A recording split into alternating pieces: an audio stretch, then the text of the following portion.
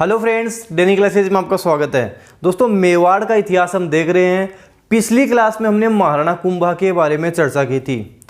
पिछली क्लास में हमने देखा था कि महाराणा कुंभा 1433 के सारंगपुर युद्ध में महमूद खिलजी को हरा देते हैं। इस युद्ध में विजय पश्चात विजय स्तंभ का निर्माण करवाते हैं। चित्तौड़गढ़ में विजय स्तंभ विक्ट्री टावर का निर्माण करवाते हैं, जो 1440 से 1448 ईस्वी के मध्य बना था। 122 फीट 9 मंजिला है। तीसरी मंजिल पर 9 बार अल्लाह लिखा हुआ है। इसमें टोटल 157 सीढ़ियाँ हैं। 15 अगस्त 1949 को इस पर 1 रुपये का डाक टिकट जारी हुआ था। ये राजस्थान की प्रथम इमारत है जिस पर डाक टिकट जारी हुआ था। तीसरी मंजिल पर 9 बार अल्लाह लिखा हुआ है। विष्णु को समर्पित है, इसलिए इसको विष्णु ध्वज भी कहा जाता है। 9वीं मंजिल पर एक बार बिजली गिर जाने से इसका पुनर्निर्माण मेवाड़ के महाराणा स्वरूप सिंह ने करवाया था। ये हमने पिछली क्लास में चर्चा की थी। और हमने विजय स्तंभ के बारे में देखा था कि इसके जो वास्तुकार हैं, इसके जो आर्किटेक्ट हैं, वो जेता और उसके पुत्र नापा, पोमा व पुंजा हैं। जेता और उसके पुत्र नापा, पोमा व पुंजा हैं। माध्यमिक शिक्षा बोर्ड राजस्थान और राजस्थान पुलिस का ये प्रतीक चिन्ह भी है। माध्यमिक शिक्षा बोर्ड राजस्थान और राजस्थान पुलिस का प्रतीक चिन्ह भी है। कर्नल जेम्स टोड ने इसे कुतुब मीनार से भी श्रेष्ठ मीनार कहा है। ये सारा हमने पिछली क्लास में चर्चा की थी।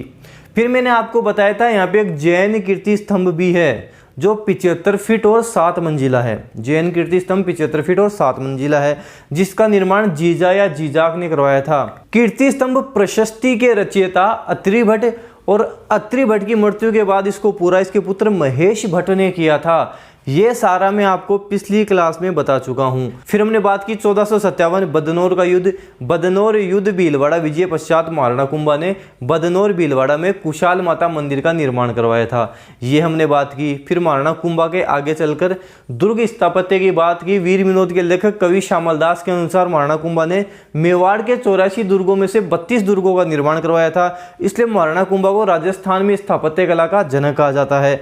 इन्होंने कुंभलगढ़ दुर्ग बनाया था, अचलगढ़ दुर्ग, बसंतगढ़ दुर्ग, मचान का दुर्ग, भोमट दुर्ग आदि दुर्ग महाराणा कुंभा द्वारा बनाए गए। ये सारा हमने पिछली क्लास में देखा था। आज हम इनके साहित्य के विकास के बारे में बात करने वाले हैं। इनके समय जो साहित्य का विकास हुआ, यहाँ से एग्जाम में काफ़ी प्रश्न पूछे जाते हैं, तो इन सब का हम आज देखने वाले हैं। महाराणा कुंभा ने मेवाड़ी भाषा में 4 नाटकों की रचना की थी। वेरी इंपॉर्टेंट है। महाराणा कुंभा ने मेवाड़ी भाषा में 4 नाटकों की रचना की थी।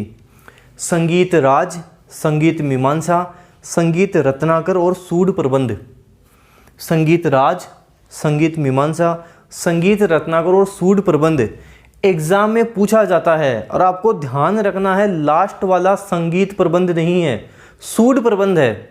और यहीं हम कंफ्यूज हो जाते हैं। संगीत राज, संगीत मीमांसा, संगीत रत्नाकर, लास्ट का है सूड प्रबंध। ये आपको ध्यान रखना है। ये जो संगीत राज है दोस्तों, ये 5 भागों में विभक्त है। संगीत राज 5 भागों में विभक्त है। पाठ्य रत्न कोश, वाद्य रत्न कोश, गीत रत्न कोश, नृत्य रत्न कोश और रस रत्न कोश। पाठ्य रत्न कोश, वाद्य रत्न कोश, गीत रत्न कोश, नृत्य रत्न कोश और रस रत्न कोश। ऐसे ध्यान रखना। सबसे पहले पढ़ेंगे तो पाठ्य रत्न कोश, उसके बाद हम उसको वाद्य में कन्वर्ट करेंगे तो वाद्य रत्न कोश, फिर उसका गीत बना लेंगे गीत रत्न कोश, और उसके ऊपर नृत्य करेंगे तो नृत्य रत्न कोश, और उससे हमको रस मिलेगा तो रस रत्न कोश। इस 5 भागों में संगीत राज विभक्त है। ये आपको इसके बारे में ध्यान रखना है। और दोस्तों, महाराणा कुंभा की बात करें तो महाराणा कुंभा ने जयदेव की पुस्तक गीत गोविंद पर रसिक प्रिया नामक टीका लिखी थी। जयदेव की पुस्तक है गीत गोविंद। गीत गोविंद पर रसिक प्रिया टीका लिखी थी। टीका का मतलब हो गया, जैसे जयदेव की पुस्तक है गीत गोविंद, ये इतनी पुस्तक है, इसका सार लिखा था, ब्रीफ में लिखा था, संक्षिप्त में लिखा था, तो उसे हम टीका बोलेंगे। तो जयदेव की पुस्तक गीत गोविंद पर रसिक प्रिया नामक इन्होंने टीका लिखी। महाराणा कुंभा की अन्य रचनाओं की बात करें तो चंडी शतक और कामराज रतिसार, ये भी महाराणा कुंभा की रचना है। चंडी शतक और कामराज रतिसार, ये भी महाराणा कुंभा की ही रचनाएं हैं। और दोस्तों, आपको महाराणा कुंभा के जो दरबारी कवि थे, दरबारी विद्वान थे, उनके बारे में काफ़ी प्रश्न आते हैं, उनका नाम ध्यान रखना है। जैसे सारंग व्यास और कान्हा व्यास। सारंग व्यास इनके संगीत गुरु थे। स से सारंग व्यास और स से ही संगीत गुरु कान्हा व्यास। कान्हा व्यास इनके दरबारी और वेतनी कवि थे। कान्हा व्यास दरबारी और वेतनी कवि थे। एकलिंग महात्म्य कान्हा व्यास ने लिखी थी। एकलिंग महात्म्य किसने लिखी थी? कान्हा व्यास ने लिखी थी। एकलिंग महात्म्य का प्रथम भाग राजवर्णन नाम से महाराणा कुंभा ने लिखा था। वेरी वेरी इंपॉर्टेंट है। एकलिंग महात्म्य का प्रथम भाग राजवर्णन नाम से महाराणा कुंभा ने लिखा था। काफी बार एग्जाम में पूछा जाता है, आपको ध्यान रखना है। और दोस्तों महाराणा कुंभा की पुत्री थी रमाबाई। रमाबाई भी संगीत शास्त्र की ज्ञाता थी, इसलिए इन्हें वागीश्वरी कहा गया है। रमाबाई भी संगीत शास्त्र की दाता थी, इसलिए महाराणा कुंभा की पुत्री रमाबाई को वागीश्वरी कहा गया है। ये भी एग्जाम में पूछा जाता है कि महाराणा कुंभा की जो पुत्री है रमाबाई, उसे क्या कहा गया है? संगीत शास्त्र की ज्ञाता होने के कारण इन्हें वागीश्वरी कहा गया है। और दोस्तों आपको मंडन के बारे में ध्यान रखना है। मंडन जो गुजरात से हैं, महाराणा कुंभा के प्रमुख शिल्पी हैं। ज़्यादातर जो महाराणा कुंभा ने निर्माण करवाए हैं उनके शिल्पकार मंडन ही हैं। कुंभलगढ़ दुर्ग की ही बात कर लो, इसके शिल्पकार कौन है? मंडन ही हैं। तो ये मंडन की कुछ रचनाएं हैं जो आपको ध्यान रखनी है, जैसे प्रासाद मंडन, लास्ट में मंडन है, ध्यान रह जाएगा। रूप मंडन, एग्जाम में पूछा जाता है रूप मंडन किससे संबंधित है? तो रूप मंडन मूर्ति कला से संबंधित है। ऐसे ध्यान रखना, ये मूर्तियों को रूप देते थे, मूर्तियों को रूप देते थे। तो रूप मंडन मूर्ति कला से संबंधित है। प्रसाद मंडन, रूप मंडन, राजवल्लभ मंडन, राजवल्लभ मंडन। देव मूर्ति प्रकरण, अच्छे से ध्यान रखना, देव मूर्ति प्रकरण, इसमें मंडन नाम नहीं है, तो अच्छे से ध्यान रखना।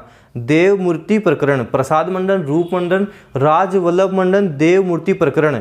वास्तुसार और वास्तु मंडन, वास्तुसार और वास्तु मंडन, ये सारी रचनाएं मंडन की हैं। सबके बारे में ध्यान रखना है। मंडन का भाई था नाथा, नाथा ने लिखी थी वास्तु मंजरी।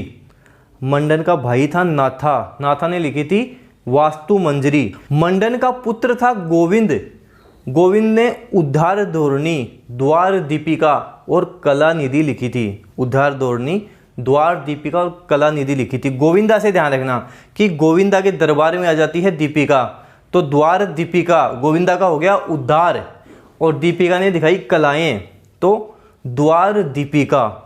उद्धार हो गया उद्धार धोरणी, और क्या दिखाई? कलाएं, कलाएं से कला निधि। ऐसे ध्यान रखना, भूलोगे नहीं।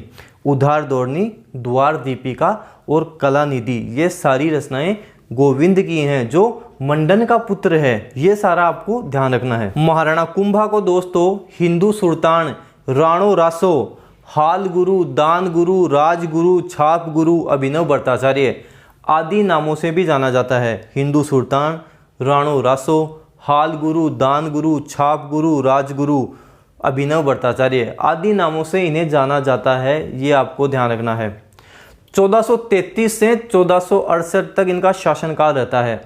1468 ईस्वी में इन्हीं का पुत्र उदा इनकी मामादेव तालाब पर हत्या कर देता है। तो उदा को मेवाड़ का प्रथम पितृहंता कहा जाता है। 1468 ईस्वी में इनका छोटा पुत्र है उदा, उदा इनकी मामादेव तालाब पर हत्या कर देता है, मेवाड़ पर अधिकार कर लेता है। उदा को मेवाड़ का प्रथम पितृहंता कहा जाता है। Very very important. मेवाड़ का प्रथम पितृहंता कौन कहलाता है? उदा कहलाता है। 1468 से 1473 ईस्वी तक उदा मेवाड़ पर अधिकार रखता है। जब महाराणा कुंभा के बड़े पुत्र रायमल को इस बारे में पता लगा, सूचना मिली, तो रायमल उस समय अपने ससुराल ईडर गुजरात गया हुआ था। वहां से वापस आता है, जावर के पास दाड़िमपुर में उदा को पराजित करता है। वहीं साथ ही सिसोदिया सामंत और सरदार भी रायमल से मिल जाते हैं और रायमल उदा को दाड़िमपुर के पास ही पराजित कर देता है। उदा कुंभलगढ़ दुर्ग में भाग जाता है। कुंभलगढ़ दुर्ग से भी रायमल उसे भगा देता है। अंत में उदा मांडू चला जाता है और मांडू में बिजली गिरने से उदा की मृत्यु हो जाती है। पिता का हत्यारा था, जैसा काम किया वैसी इसे सजा मिली, तो उदा की बिजली गिरने से मृत्यु हो जाती है। थोड़ी सी दोस्तों रायमल की बात करें तो 1473 से 1509 ईस्वी तक रायमल का शासनकाल रहता है। दोस्तों मारवाड़ का शासक है राव जोधा, जिसने जोधपुर शहर बसाया था।